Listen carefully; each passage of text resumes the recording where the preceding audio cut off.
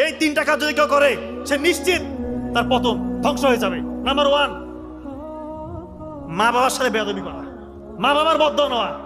অনেকে দেখেন যে মা বাবার সেই স্মৃতি ভুলে গিয়েছে, ছোটবেলা থেকে কিভাবে কোলে পিঠে মানুষ করেছে ভুলে যায়। এই কাজটা করবেন না। রাসূলুল্লাহ সাল্লাল্লাহু আলাইহি ওয়াসাল্লামের সময় ইয়েমেনের এক যুবক, নাম তার ওয়াইস আল কুরনি, ওনার খুব ইচ্ছা রাসূলুল্লাহ সাল্লাল্লাহু আলাইহি ওয়াসাল্লামকে একবার দেখবেন, সুযোগও পেয়েছিলেন, কিন্তু বাসায় বৃদ্ধ মা, অন্ধ মা, অসুস্থ মা বলতেছে, বাবা তুমি যদি চলে যাও আমার কি হবে। উনি কষ্ট বুকে চাপা দিয়ে রাসূলুল্লাহ সাল্লাল্লাহু আলাইহি ওয়াসাল্লামের সাথে দেখা করতে যাননি। ওদিকে রাসূলুল্লাহ সাল্লাল্লাহু আলাইহি ওয়াসাল্লাম ঘোষণা দিলেন, সাহাবীদেরকে বললেন, ইয়েমেনের এক যুবক আছে, নাম তার ওয়াইস আল কুরনি, সে যে দোয়া করবে সে দোয়া কবুল হবে।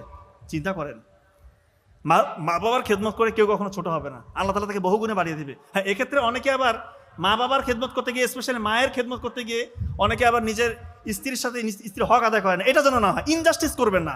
আপনি আপনার মায়ের হক আদায় করবেন, আপনার স্ত্রীর হক আদায় করবেন। আপনার স্ত্রী হচ্ছে আপনার সন্তানের মা, সে তার বাবা মাকে ফেলে এসেছে আপনার কাছে, তার হকটা আপনি আদায় করবেন।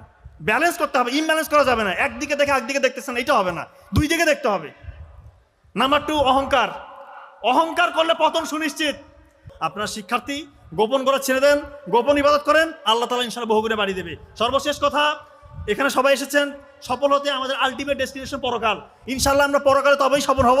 অন্যের কোনো হিংসা করবেন না, গোপন গুনাহ ছেড়ে গোপন ইবাদত করবেন, অন্যের ভালো চাবেন, সবসময় আল্লাহ তাআলাকে জিকিরের মধ্যে রাখবেন, মা বাবার খেদমত করবেন, জীবন বদলে যাবে। ধন্যবাদ সবাইকে। আসসালামু আলাইকুম ওয়া রাহমাতুল্লাহ।